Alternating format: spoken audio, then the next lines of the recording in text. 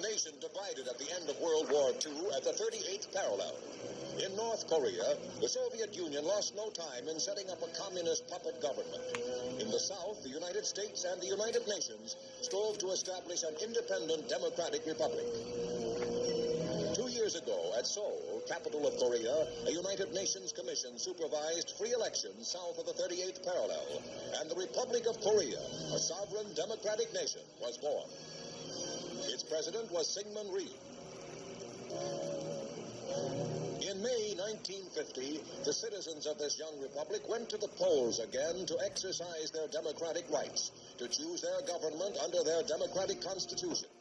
Even as the citizens of the Korean Republic voted in free elections, the North Korean communist leaders were boasting of their intention to unify the country by force. And this was their target, a partly mountainous peninsula and the 20 million peace-loving citizens of the Republic of Korea.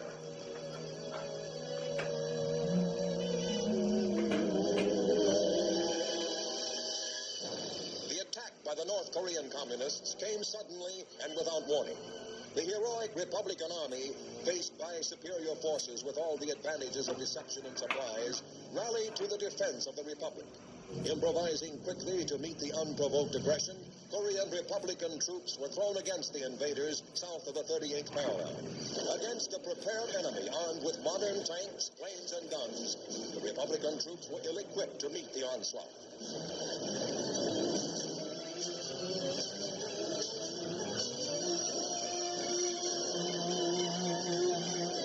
Back in the United States, an emergency session of the United Nations Security Council is called. Ambassador Chang of the Republic of Korea hears Secretary General Trygve Lie say, "The present situation is a serious one and is a threat to international peace. The Security Council is, Mr. President, in my opinion, the competent organ to deal with it. I consider it the clear duty of the Security Council to take steps necessary to re-establish peace in that area." A vote on the United States' demand that the North Koreans halt their aggression is carried 9-0, with the Soviet Union absent. Back in Korea, the saddest victims of the treacherous aggression by the communist North Korean puppets are women and children. This is not new. These tragic and bewildered refugees are always the first fruit of wanton aggression.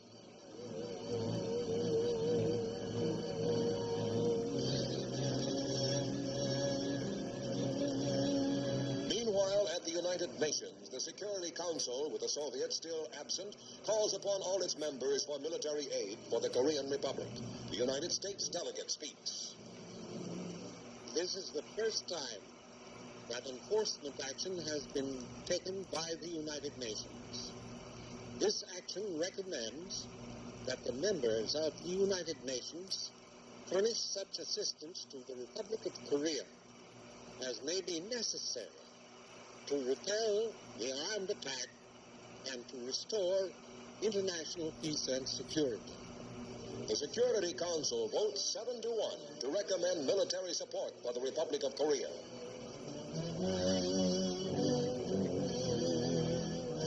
In Tokyo, the United States moves swiftly to translate into action the United Nations call to arms against the aggressor. American occupation troops in Japan are hurried to the defense of the Korean Republic.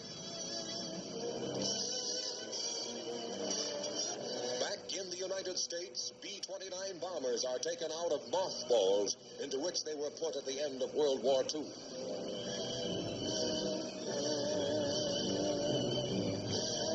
Elsewhere in the United States, Navy planes are taken from storage, where they also have been since the end of World War II. Caught by surprise, the United States nonetheless made all possible haste to carry out the United Nations call for action against aggression.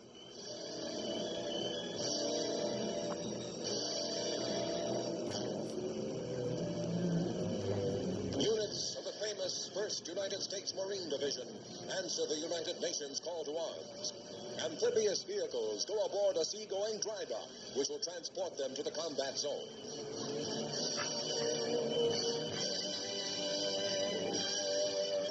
Other Other nations volunteer their help. Canada answers the Security Council's appeal with ships. 3 destroyers leave British Columbia to join the United Nations forces. Across the United States, young men from every walk of life hurry to enlist in the Army, the Navy, and the Air Force in answer to the United Nations appeal.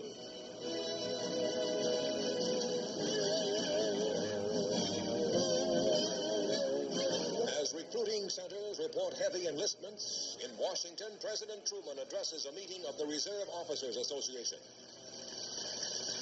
Gentlemen, we face a serious situation. We hope we face it in the cause of peace.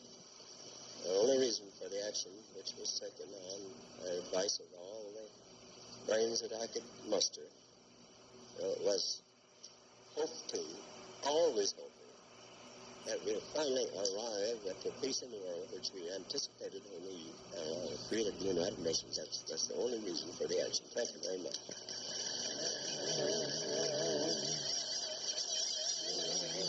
Again, at Lake Success, the Security Council meets to provide for a unified command. The president of the council invites the Korean delegate to take a seat at the council table. Look at Korea. To take it, please take a table. Great Britain's delegate speaks on the resolution. After discussion with many delegations, therefore, the French government and His Majesty's government have circulated the draft resolution which is before you now. The council votes 7-0 for a unified command and asks the United States to designate a commander. The United States delegate replies. The United States accepts the responsibility and makes the sacrifice that is involved in carrying out these principles of the United Nations.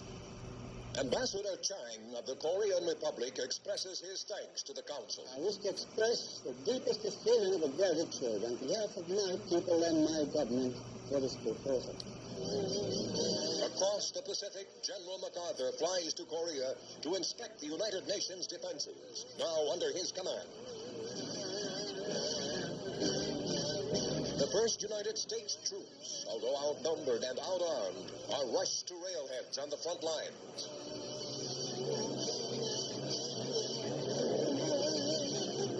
Yanks and Korean Republican troops shake hands, fighters both in the United Nations Army against aggression.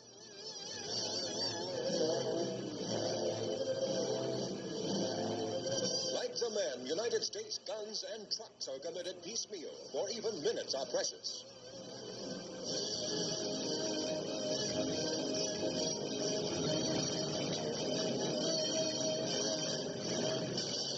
The aim of these first units is to delay the communist advance in a desperate fight for time. Time for more men and guns to arrive.